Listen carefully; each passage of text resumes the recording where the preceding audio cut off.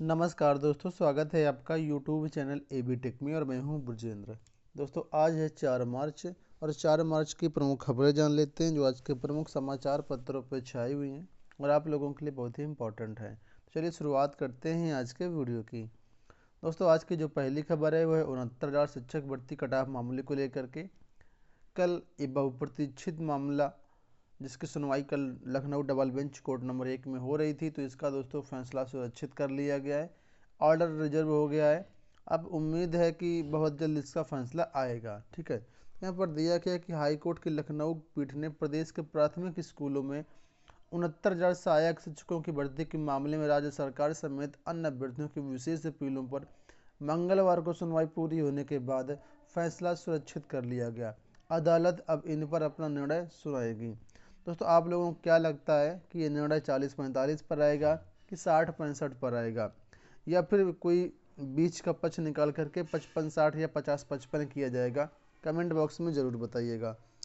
अगली न्यूज़ की बात कर लेते हैं, तो यहाँ पर न्यूज है यूपी-टीटी 2019 के विवादित प्रश्नों को लेकर के।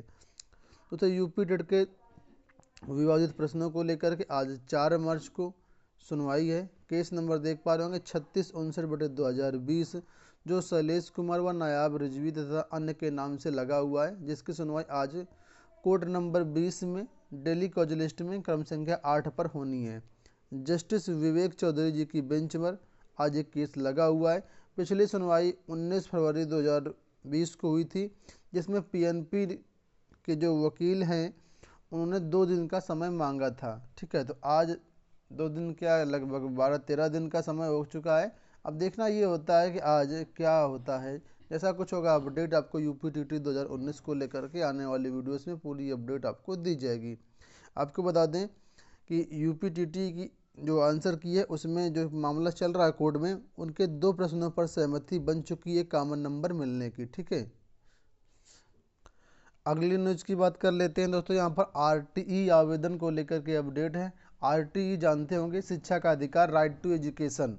दोस्तों, ये एक ऐसा अधिनियम है जिसके अंतर्गत जो भी गरीब वर्ग का अभ्यर्थी किसी भी प्राइवेट कॉलेजों में अपने बच्चों को फ्री में पढ़ा सकता है। सरकार ने ऐसा प्रावधान कर दिया गया कि हर प्राइवेट कॉलेज को अब मिनिमम बच्चे रखने होंगे जो कि गरीब वर्ग के होंगे। ठीक है, तो यहाँ पर दिया गया पूरा अपडेट कि शिक्षा का अधिकार अधिनियम आरटीई के तहत ऑनलाइन दाखिले की प्रक्रिया मंगलवार से शुरू हो गई है।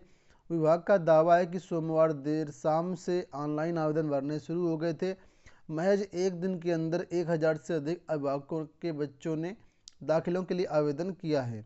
आरटीई के तहत शहर के निजी स्कूलों में होने वाले निःशुल्क दाखिले की प्रक्रिया ने तेजी पकड़ ली है। एक दिन में 1,000 से अधिक आवेदन हो गई हैं। आवेदन करने की अंतिम तिथि जो 31 मार्च 2020 है, और ये फर्स्ट फेज़ की है। इसके बाद second phase, third phase, 3 phase में इसकी जो फॉर्म है वो भरे जाएंगे। अगर आपके भी बच्चे हैं और आप चाहते हैं अच्छे अच्छे कॉलेजों में, प्राइवेट कॉलेजों में पढ़ें और निःशुल्क पढ़ें, तो उसके लिए आप लोग ये फॉर्म भर सकती हैं। ये फॉर्म ऑनलाइन और ऑफलाइन दोनों तरीके से अवेलेबल है। ठीक है, चलिए अगली न्यूज़ की बात कर लेते हैं। तो एडेड माध्यमिक विद्यालय में ट्रांसफ़र प्रक्रिया शुरू हो चुकी है। दिया गया है प्रधानाचार्य व अध्यापकों की स्थानांतरण प्रक्रिया शुरू। मनचाहे जिलों में स्थानांतरण की आस में बैठे प्रधानाचार्य व अध्यापकों के लिए राहत भरी खबर है। प्रदेश के सहायता प्राप्त माध्यमिक विद्यालय में कार्यरत प्रधानाचार्य व अध्यापकों के स्थानांतरण की प्रक्रिया शुरू कर दी गई है। स्थानांतरण में पारदर्शिता रखने के लिए पूरी प्रक्रिया ऑनलाइन चलेगी। मंगलवार को अपर शिक्षा निदेशक माध्यमिक डॉक्टर महेंद्र देव की ओर से इसके मद्देनज़र आदेश जारी किया गया है। ठीक है, तो दोस्तों इस आदेश में ये बात कही गई है कि जितने भी स्कूल हैं वो जितने पदों पर ट्रांसफ़र होना है उन सभी पदों का, खाली पदों का विवरण दिया जाए। खाली पदों का जो विवरण है 15 मार्च 2020 तक मांगा गया है। इसके बाद एनआईसी की वेबसाइट पर इसके ऑनलाइन आवेदन शुरू होंगे। ठीक है, तो जैसा कुछ होगा अपडेट आपको समय समय पर इसी चैनल पर लगातार मिलती रहेगी। तो आपसे गुजारिश है आप लोग चैनल जरूर सब्सक्राइब कर लीजिएगा, क्योंकि सारी अपडेट आपको यहीं पर दी जाएगी। ठीक है, अगली महत्वपूर्ण न्यूज़ की बात कर लेते हैं। तो यहाँ पर दोस्तों जल निगम भर्ती घोटाले को लेकर के एक बड़ी अपडेट है। सपा शासनकाल की भर्ती है ये, 2016 में भर्ती हुई थी ये, और इसमें 853 पद थे कुल मिलाकर के। ठीक है, जिसमें से 853 पद जेई के थे और 335 पद अलग से थे, वो लिपिकों के थे। ठीक है, तो ये भर्ती प्रक्रिया योगी सरकार ने सोमवार को निरस्त कर दी है। और अब जब जांच में पता चला है तो यहाँ पर ये बात सामने निकल के आई है कि 175 अभ्यर्थी ऐसे मिले हैं जिनके नंबर बढ़ाए गए हैं। ठीक है, तो इन 175 अभ्यर्थियों के खिलाफ अब FIR कराने की तैयारी है। वहीं पर यह भी कहा गया है इस भर्ती के टाइम में जो भी अधिकारी शामिल थे उनसे और कर्मचारियों से इस पूरे खर्च की वसूली की जाएगी जितना अब तक खर्च हुआ है।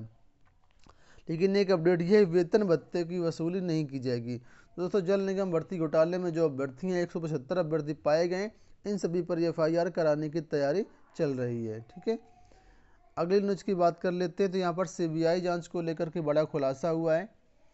ये लोक सेवा आयोग की बात है, UP PCS की बात है। APS भर्ती में आयोग ने बदल दिया शासनादेश, फंसे पूर्व सचिव CBI साथ ले गई दिल्ली। तो दोस्तों, लोक सेवा आयोग के जो पूर्व सचिव हैं उनको CBI अपने साथ ले गई है।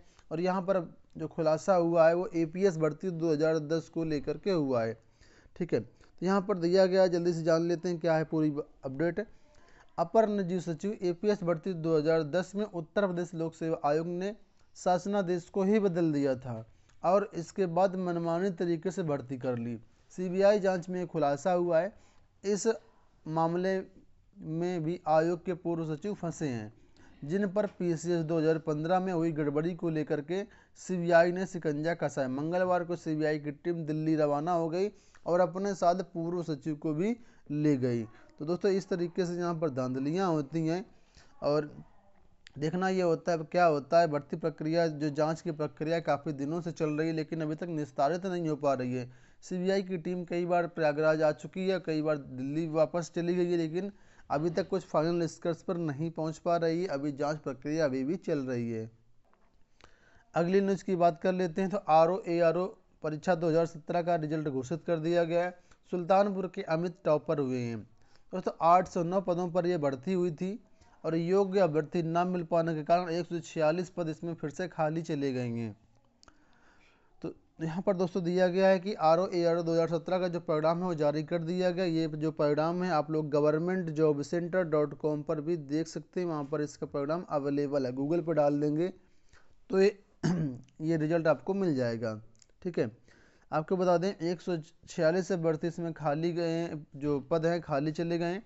सुल्तानपुर के अमित कुमार सरोज ने इसमें टॉप किया है। ठीक है, जो पद दोस्तों खाली गए हैं वो 99% जो पद हैं ARO के हैं, यानी सहायक समीक्षा अधिकारी के हैं। UP PSC लोक सेवा आयोग में 30 पद खाली गए हैं ARO के, और उत्तर प्रदेश सचिवालय में ARO के 100 पद खाली गए हैं। तो इस तरीके से यहाँ पर पद खाली गए। एक बार फिर से योग्य भर्ती ना मिलने का यहाँ पर दावा किया गया है और वो बात सही हो गई है। ठीक है, अब अगली महत्वपूर्ण न्यूज़ की बात कर लेते हैं। तो UP पुलिस का जो भर्ती का रिजल्ट आया है उसको ट्रेनिंग को लेकर के चुनौती है। दिया गया है पुलिस महकमे के सामने अब नए जवानों के प्रशिक्षण की चुनौती। चयनित 49,568 सिपाहियों में से 23,000 का प्रशिक्षण 15 जुलाई से शुरू होगा। दोस्तों, भर्ती बड़ी है। अब पूरे प्रदेश में इतना ट्रेनिंग सेंटर नहीं है कि पूरे पुलिस कर्मियों का प्रशिक्षण एक बार में कराया जा सके। ठीक है, तो यहाँ पर क्या है, कुछ अस्थायी ट्रेनिंग सेंटर बनाए जाने की तैयारी चल रही है। फिलहाल जो प्रशिक्षण की क्षमता उत्तर प्रदेश में है वो एक बार में 16,500 ही अभ्यर्थी पुलिस प्रशिक्षण ले सकते हैं, इसलिए अस्थायी प्रशिक्षण सेंटर बनाए जाने की तैयारी है। 31 स्थायी प्रशिक्षण केंद्र हैं और 54 अस्थायी प्रशिक्षण केंद्र बनाए जा रहे हैं। इस तरीके से यहाँ पर भर्ती प्रक्रिया जो प्रशिक्षण होगा वो होगा पहले चरण का और में आधे प्रशिक्षित होंगे और इसके बाद दूसरे चरण में आधे प्रशिक्षित होंगे। तो कुल मिलाकर के जो प्रशिक्षण कंप्लीट होगा अगस्त 2021 में इनका प्रशिक्षण कंप्लीट होगा। वहीं पर दरोगा भर्ती की बात कर लेते हैं। दोस्तों, दरोगा भर्ती जिसमें लगभग 5,500 पद हैं उस पर भर्ती का विज्ञापन बहुत जल्द आ रहा है। उम्मीद है कि अगले महीने अप्रैल में दरोगा भर्ती का विज्ञापन आ जाएगा। तो अगर आप लोग भी दरोगा भर्ती का इंतज़ार कर रहे हैं तो अप्रैल तक विज्ञापन आ जाएगा, इसके लिए आप लोग तैयार रहिएगा। ठीक है, अगली न्यूज़ की बात कर लेते हैं। तो यहाँ पर अपडेट है UP बोर्ड की कॉपी जांचने को लेकर के दिया गया। कॉपी जांचने को 24,000 परीक्षक बढ़ेंगे। दोस्तों यूपी बोर्ड की हाई स्कूल की परीक्षा समाप्त हो चुकी है, इंटर 67 की समाप्त हो चुकी है, 1-2 पेपर ही बाकी हैं आर्ट साइड में।